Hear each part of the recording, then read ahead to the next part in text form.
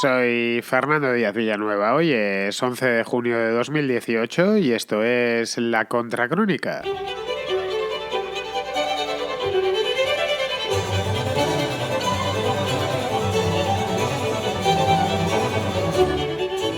Mañana, día 12 de junio, martes, se producirá en Singapur una cumbre histórica.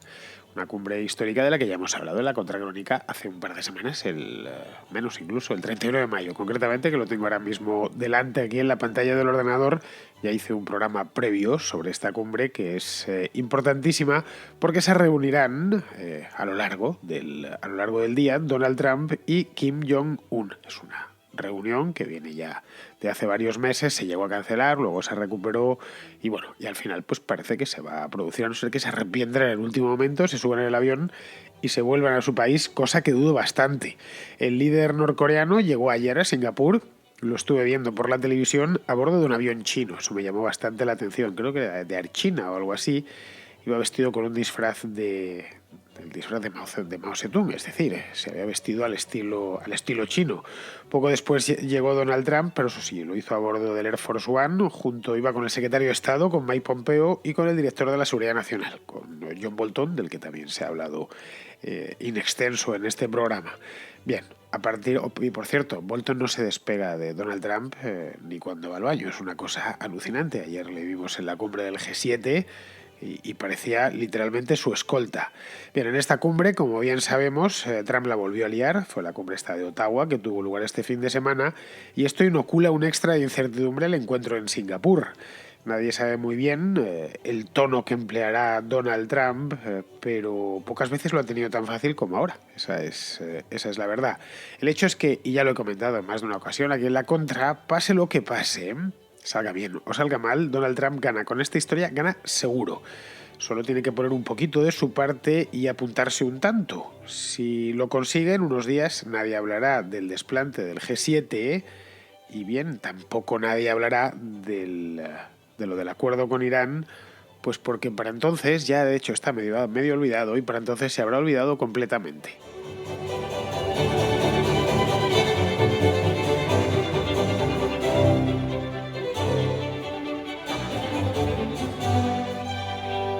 Os comentaba hace un par de semanas que lo de Singapur, o mejor dicho, que a Donald Trump en Singapur, se las estaban poniendo como a Fernando VII le ponían las bolas de billar. No sé si sabéis la leyenda, bueno, que si es leyenda en parte tiene algo de cierto, que a Fernando VII, rey de España, uno de los peores reyes de España, por cierto, le gustaba mucho jugar al billar. De hecho, la guerra de la independencia la pasó jugando al billar en un palacete francés, mientras andaban los españoles jugándose el tipo, pues él jugaba al billar en un palacete francés que le había puesto Napoleón y le gustaba ganar. Entonces sus sirvientes le colocaban las bolas para que siempre hiciese carambola. De ahí que haya derivado en una frase que cuando te ponen las cosas muy fáciles, que decir así se las ponían a Fernando VII. Pues bien, esto se lo estaban poniendo, esto de Singapur y toda esta movida de Corea, se le estaban poniendo a Donald Trump como a Fernando VII las bolas del billar. Es decir, que con un esfuerzo mínimo iba a ganar en esta historia seguro. Y todo indica que va a ser así. Yo no veo fracaso en este asunto, por lo menos para Donald Trump, fracaso tendría algo así como que abofetear a Kim Jong-un delante de todas las cámaras, una cosa de este estilo, o directamente mañana darle plantón, que también es posible. Es decir, con Donald Trump todo, absolutamente todo lo que nos podamos imaginar es posible. Ahora bien, que esto le vaya a salir bien sí o sí no significa que vaya a salirse enteramente con la suya. Diréis, bueno, como que no va a salirse enteramente con la suya. Me explico. Se viene un tiempo, desde hace por lo menos un par de meses, hablando de la desnuclearización completa. Bueno, completa, verificable, irreversible de Corea del Norte, como una condición sine qua non. Es decir, de esta reunión no se puede salir sin que Kim Jong-un se comprometa a deshacerse de todas sus armas nucleares, por supuesto en permitir franquear el acceso al país a las instalaciones para que lo verifiquen y den cumplida cuenta de que este hombre se ha deshecho de todas las cabezas nucleares, de todas las instalaciones, en una palabra, y que además no va a volver a hacerlo, porque todo su programa nuclear va a quedar desmantelado. Entonces, aunque quiera ponerse pasado mañana o el año próximo de nuevo con esto, pues lo va a tener francamente difícil. Ojo, y es bueno que esa condición exista. Bueno, Si quieres que te volvamos a aceptar y que te quitemos las sanciones, etcétera, te tienes que comprometer a deshacerte de las armas nucleares, bueno, a decirnos cuántas tienes, deshacerte de ellas, permitir que los inspectores lo verifiquen y, por supuesto, comprometerte a no volver a desarrollar un programa nuclear. Eso está bien que está ahí. Pero claro, va a ser muy difícil de verificar completamente.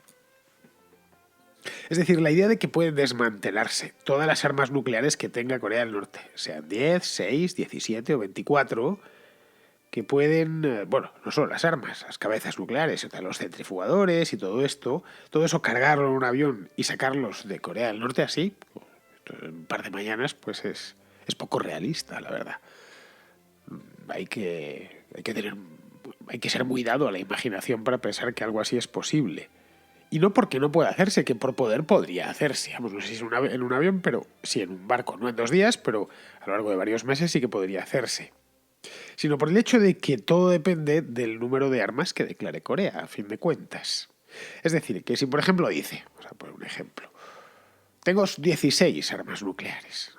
Corea del Norte tiene pocas. He dicho tengo 300 porque no tiene 300. Ya le gustaría pues que no las tiene. Tengo 16 cabezas nucleares en tal y cual ubicación. Tal sitio, no voy a decir los nombres porque no me los sé y aunque más son en coreano, lo que le pone más dificultad al asunto todavía. Bueno, las tengo en este sitio, en este, en otro. Vale. Y me voy a deshacer de ellas ahora mismo. Me comprometo además a deshacerme de estas y no volver a desarrollar ninguna más. Es una posibilidad y es de hecho lo que persiguen los propios aliados, Estados Unidos, los chinos también, que están bastante hartos de que le haya salido ese grano en el trasero que se llama Corea del Norte. Bien, podría ser que no tenga 16, no sé cuántas he dicho, sí, 16 o 15, sino que tenga 30, pero que solo declare esas 15. Y las 15 restantes no las declare y luego sigan donde están. Corea del Norte no es Singapur ni Gibraltar. Es un país grande, un país inmenso, pero tiene como 120.000 kilómetros cuadrados. Es decir, espacio suficiente como para esconder un montón de cosas. Muchísimas. Y por supuesto unas cabezas nucleares, que tampoco ocupan lo que una plaza de toros. Podemos pensar, bueno, pues eso se vería por satélite. Los Estados Unidos tienen drones, satélites y una tecnología avanzadísima, un control de la superficie terrestre absoluto. Sí, pues que los satélites solo ven la superficie, no ven lo que hay por debajo. Es decir, que podría perfectamente Kim Jong-un contar con complejos subterráneos en los que almacena estas armas o incluso las desarrolla. Ojo, no es ciencia ficción, no estoy inventándome nada.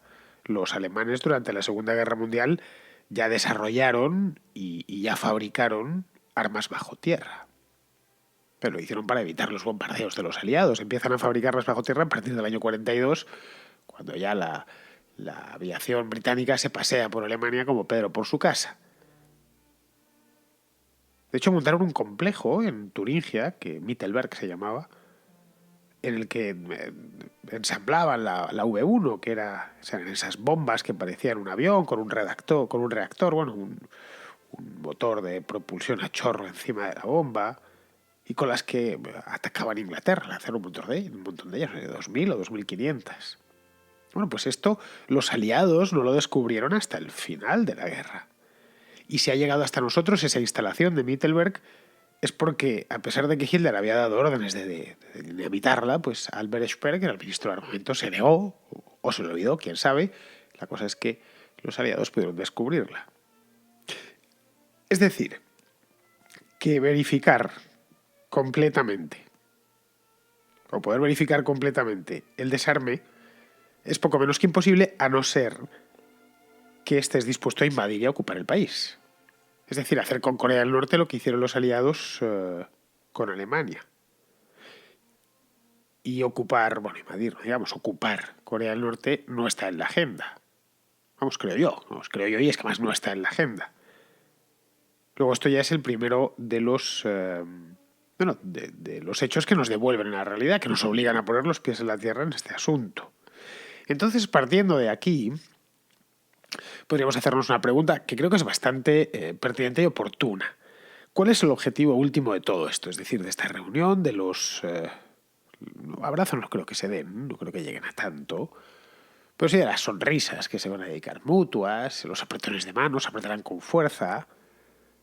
Pues yo creo que es simple, está al alcance de cualquiera. Es decir, conseguir que Corea del Norte deje de ser una amenaza para la seguridad de toda esa zona, esa región, y que se convierta en un país, no digo normal, pero que se aproxime a la normalidad, que al menos no amenace a sus vecinos. Y esto, evidentemente, requiere ciertos presupuestos de salida. Es decir, compromisos que Corea del Norte se tiene que... sí, compromisos que tiene que asegurar desde el principio y que van a llevar un tiempo. Ojo, y no solo Corea del Norte, sino los propios Estados Unidos se lo tienen que plantear como algo a medio plazo. No a partir del día, si esto es el 12, pues a partir del día 13 estará todo resuelto. El primero de ellos yo creo que es mostrar a Kim Jong-un que no se va a aplicar en Corea del Norte el modelo libio, que yo creo que es lo que teme este hombre. Es decir, que los Estados Unidos se la jueguen y se encuentre fuera del poder perseguido como un conejo, como le pasó a Muammar el Gaddafi hace 7 años ya. Es decir, que no van a pedir su cabeza ni van a embarcarse los estadounidenses en un cambio de régimen, al cual, por cierto, los cuales son muy aficionados. Y es normal que luego los tiranos de medio mundo teman que les van a hacer lo mismo. Bien, solo así, partiendo de eso, es decir, que le aseguren que, bien, que a mí no me gustas, pero consiento que sigas existiendo, al menos por ahora, aunque eso no se lo tienen que decir, solo a partir de eso se podrá proceder al segundo punto, que será firmar un acuerdo. Entonces dicen, no hace falta firmar nada, con que se den la mano y se sonrían basta. No, tienen que firmar algo, necesariamente, aunque sea un acuerdo, un preacuerdo de intenciones. Caray, eso se firma con un contrato mínimo, ¿cómo no vas a hacerlo con una cosa de estas? Es decir, algo así como tú te desarmas, eliminas tu arsenal nuclear y toda su infraestructura, obviamente, y nosotros, que somos así de magnánimos, dejamos de considerarte un paria internacional, que es lo que eres ahora, levantamos las sanciones y todo lo demás. Es decir, volvemos un poco a la casilla de salida. Aquí podríamos pensar, bueno, vale, pero es que las palabras per se no dicen demasiado. Yo tampoco me fiaría de lo que dice alguien como Kim Jong-un. Es decir, ¿quién puede saltárselas? Puede resultar que tenga 40 bombas y declarar 10. Pero claro, si eso se llegase a descubrir, ya sea por informes de inteligencia, que a los espías si se les deja trabajar, están bien pagados y son listos, terminan descubriendo las cosas, o directamente por una filtración interna de un oficial del ejército que se escapa a Occidente y que habla más de la cuenta y que desembucha. Bueno, pues en ese caso sería la muerte de facto del propio Kim Jong-un y seguramente de su régimen. Es decir, se estaría cavando en su propia tumba. Algo así como, caray, te estamos ofreciendo la mano extendida y tú lo que has hecho es golpearla con un martillo.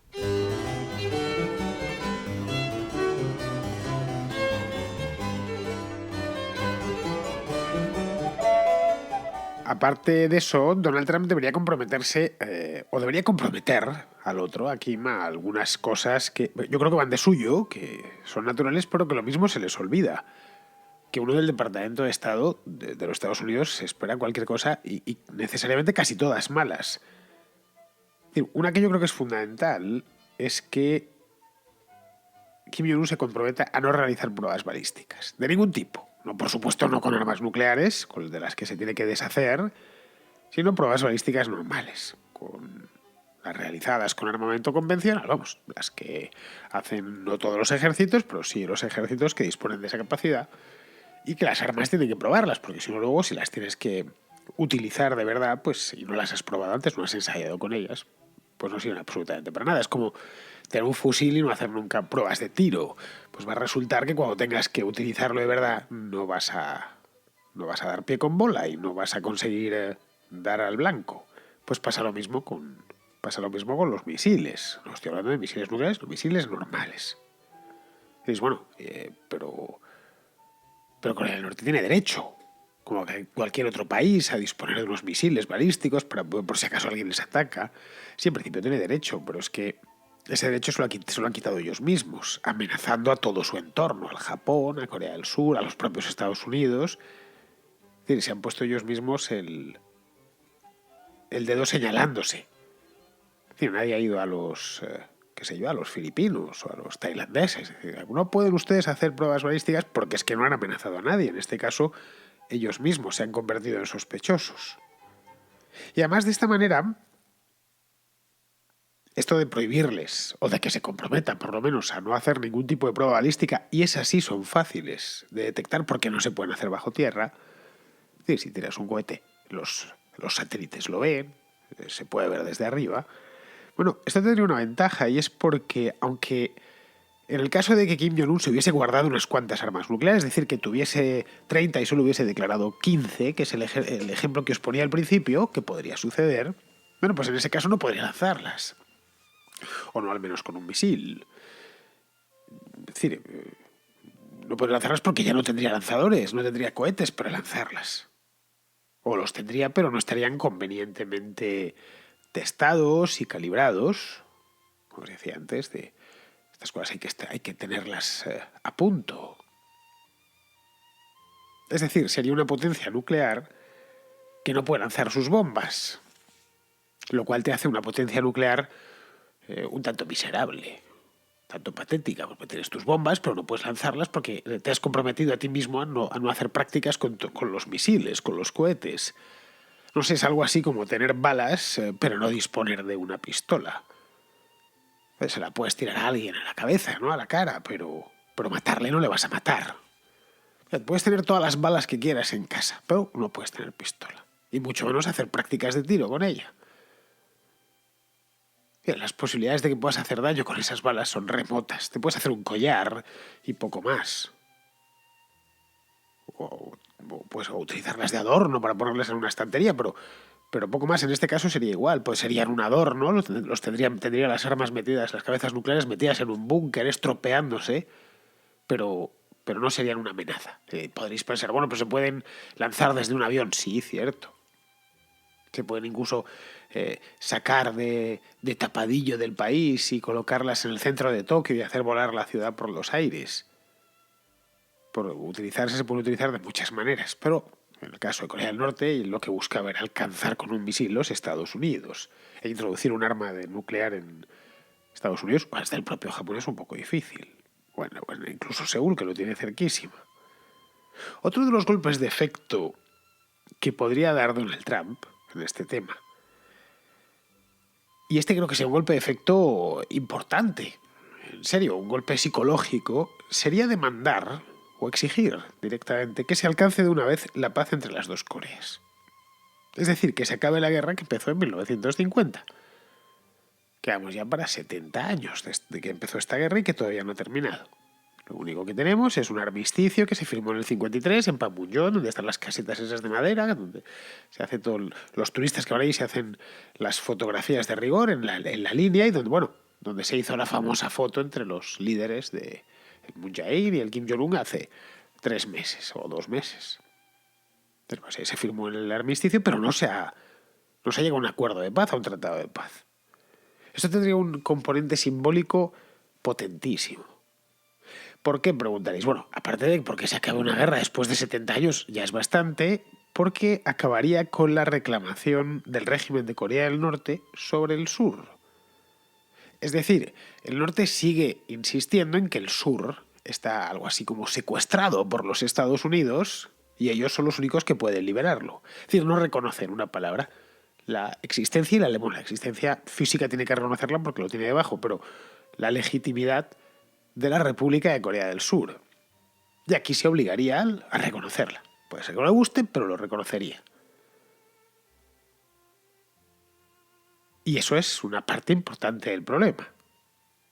Es decir, la guerra empezó porque el norte invadió el sur, en 1950. Kim Il-sung, el abuelo del actual líder máximo, y desde entonces no ha renunciado. No ha renunciado a reunificar las dos Coreas, pero a reunificarlas desde el norte. Esto implicaría reconocer plenamente, para los Estados Unidos, visto desde el otro lado, y para la Corea del Sur, y para Japón, etc., reconocer también a Corea del Norte, que es un régimen odioso. Pero es que el mundo está lleno de regímenes odiosos. Esa es la realidad. Es decir, no tienen por qué ser amigos. Tienen simplemente que convivir. Es lo único que se le puede pedir. Bueno, si no nos gustas, pero convivimos contigo, a cambio de que tú también aprendas a convivir con nosotros y no estés siempre amenazándonos con que nos vas a aniquilar y cosas por el estilo. Esto, por supuesto, sin menoscabo de que las organizaciones en Occidente y en la propia Corea del Sur, organizaciones de defensa de los derechos humanos, pues denuncien lo que ocurre dentro de Corea del Norte. La falta de libertades a la que están sometidos sus habitantes. Bueno, como el gobierno de Kim Jong-un es una tiranía espantosa, pero eso se tiene incluso promovido desde el gobierno. Desde el gobierno de Estados Unidos, quiero decir. Es decir, que no tiene que cortarse lo más mínimo en decir que, aunque convive con ese régimen, porque no deja de ser pues una realidad palmaria que está ahí, ese régimen no tiene por qué gustarle. Es decir, que el idealismo está muy bien en política internacional, en general en la vida está bien, pero no solo puede guiarse por idealismo. La política internacional, de la misma manera que la vida privada, tampoco solo puede guiarse por idealismo. Es decir, necesita una dosis de realismo para poder echar a andar. No estaría de más, por ejemplo, en este aspecto, que Washington levantase la prohibición de visitar Corea del Norte a los ciudadanos estadounidenses, que ahora mismo no pueden. Yo como español puedo visitar Corea del Norte, no es fácil, pero por poder podría, mi gobierno no me lo impide y el de Corea del Norte tampoco. Necesitaría un visado, pagar, etcétera, llegar hasta allí, no sé, me costaría un montón de miles de euros, pero podría ir a Corea del Norte. Pero es que un norteamericano no puede. Y los norcoreanos no pueden entrar en los Estados Unidos porque no les dejan las autoridades estadounidenses. En este caso, ponérselo fácil. Es decir, permitirles mediante una visa, incluso organizar visitas, organizar programas educativos, deportivos, etc. Es decir, que los grandes cambios empiezan poco a poco. Y tienes antes que conquistar el alma de la gente. Sobre todo de gente que está tan desinformada y tan intoxicada por parte de 70 años de dictadura stalinista, stalinista psicotrópica, que es lo de la dinastía Kim. Todo esto evidentemente no quita para que, si llegan a un acuerdo, pues los inspectores hagan su trabajo. Es decir, los inspectores internacionales entren en Corea del Norte, inspeccionen las instalaciones, las declaradas por Pyongyang, obviamente, no pueden, las que no conocen de su existencia no pueden inspeccionarlas, y se haga un inventario preciso de lo que tienen. Si la inspección y el desmantelamiento se lleva a cabo sin roces, no como ha sucedido, por ejemplo, con Irán, pues quizá Estados Unidos podría pasar a la siguiente fase y plantearse ir sacando efectivos militares de Corea del Sur, que es una reclamación de Corea del Norte continua. Es que están ustedes, los tenemos debajo. Tienen ustedes 30 o 40.000 personas allí, armadas. Pero si realmente las cosas van bien, ya no tendría sentido. Es decir, al reconocer la existencia del vecino, una hipotética invasión no tendría legitimidad ninguna. Quiero decir, al reconocer Corea del Norte la existencia de Corea del Sur, pues no podría vender eso de puertas adentro, no de puertas afuera, que eso por descontadísimo. Es decir, ¿cómo explicarían a su propia gente que, a pesar de que han firmado y han reconocido a Corea del Sur, ahora van a invadirla? Que por lo demás no conseguirían gran cosa, porque Corea del Sur es más grande, pero tiene el mismo tamaño, pero tiene mucha mayor población y por supuesto es infinitamente más rica. Pero bueno, una aventurilla de estas que costaría miles de vidas y que sería una tragedia. Y la verdad es que sin armas nucleares y sin poderlas lanzar las que te hayan quedado, en el caso de que te haya quedado alguna, pues tampoco hace falta tener 30 o 40.000 hombres para actuar rápidamente en caso de ataque. No sé, como veis, son muchas cosas las que hay que hacer, y esto en lugar de terminar mañana con esta reunión entre Donald Trump y Kim Jong-un, es mañana cuando empieza. Es decir, resolver del todo la cuestión coreana va a tardar mucho más. Yo creo que va a ser una cuestión de años, de varios años, y todos sabemos que no concluirá del todo hasta que en Corea del Norte se instaure un régimen genuinamente democrático, que no es el que tienen ahora. Bueno, y en última instancia, pues puedan reunificarse con el sur. Pero bueno, por algo se empieza, la verdad. Y no está mal que empiece mañana mismo. Donald Trump tiene una oportunidad de poner la primera piedra en esta obra, que es un proyecto ambicioso, pero no especialmente complicado. Noticias Mierder. La noticia que no te interesa, pero que estás deseando escuchar. Porque en la Contracrónica sabemos que reírse es un asunto muy serio. Javier de San Sebastián me pasa una noticia mierder, pero no una noticia mierder cualquiera. Sabéis que dentro de las noticias mierder hay distintas categorías, variedades, sabores. Pues la que me envía Javier hoy es de lo que él denomina mierder de género, pero casi mejor que nos lo cuente él mismo. Hola Fernando, mira, ahí te paso el link de lo que considero una noticia mierder a propósito de los disparates que puede llegar a generar la ley de género, de identidad de género, por un tipo que se ha cambiado su género de masculino a femenino para poder jubilarse antes. Bueno, pues nada, que tengas un buen día. Curiosamente, esto de la jubilación es algo que las mujeres las feministas no protestan porque quieren igualdad, pero nadie habla de igualdad a la hora de jubilarse a la misma edad. Bueno, que tengas un buen día. Pues sí, Javier, lo tengo delante, el vínculo este que me has pasado, el enlace, es una noticia, esto ha sucedido en Argentina, lo digo de antemano, no es una cosa que haya pasado en España, pero vamos, que podría pasar pasado mañana. Lo que pasa es que no exactamente lo mismo, porque aquí tanto las mujeres como los hombres se jubilan a los 65, o dentro de unos años será a los 67, porque ya sabéis que no, mientras sigan con el sistema este de reparto, no da para pagar las pensiones. Pero bueno, el hecho es que esto ha pasado en Argentina, concretamente en Salta. La noticia es del diario Clarín. Dice: cambio de género para poder jubilarse a los 60 años. Resulta que en Argentina las mujeres se pueden jubilar a los 60 y los hombres a los 65.